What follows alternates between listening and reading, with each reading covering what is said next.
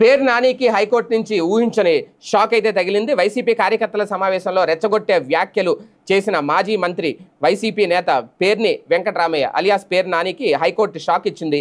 పోలీసులు నమోదు చేసిన కేసులో అరెస్టుతో పాటు తొందరపాటు చర్యలు తీసుకోకుండా నిలువరిస్తూ మధ్యంతర ఉత్తర్వులు ఇవ్వాలి అనే నాని అభ్యర్థనను కోర్టు తోసిపుచ్చింది.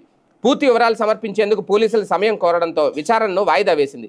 ఈ నెల 11న కృష్ణా జిల్లా పాపర్లో వైసీపీ కార్యకర్తల సమావేశంలో పేరు నాని మాట్లాడుతూ చెప్పి కాదు చెప్పకుండానే నరికేయాలి, చీకట్లో కన్ను కొడితే పని అయిపోవాలి, ఇప్పుడు అరవడం కాదు, తప్పు చేసిన వాడు ఎవరైనా ఉంటే మన ప్రభుత్వం వచ్చాక వేసేయండి అంటూ శాంతి భద్రతలకు విఘాతం కలిగించేలా రెచ్చగొట్టే వ్యాఖ్యలు చేశారు అంటూ మచిలీపట్నం టీడీపీ పట్టణ అధ్యక్షుడు లోగిశెట్టి వెంకటస్వామి పోలీసులు ఫిర్యాదు చేశారు.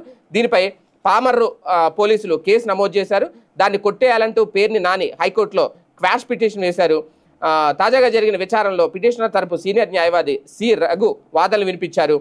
వైసీపీ కార్యకర్తల సమావేశంలో చేసిన వ్యాఖ్యల్లో కొంత భాగాన్ని మాత్రమే ప్రచారం చేస్తున్నారన్నారు.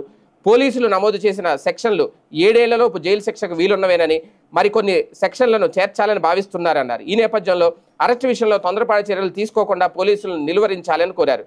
పోలీసుల తరపున పీపీ లక్ష్మీనారాయణ వాదనలు వినిపిస్తూ పిటిషన్ మొదటిసారి విచారణకు వచ్చిందన్నారు.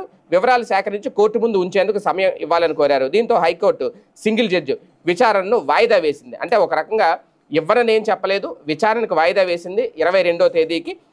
కాకపోతే ఇమీడియట్గా క్వాష్ అయితే చేయలేదు. అంటే క్వాష్ పిటిషన్ వేశారు, ఆ కేసు కొట్టేయాలి అనేది, అదైతే చేయలేదు. విచారణ తర్వాత ఏం జరుగుద్దో చూడాలి.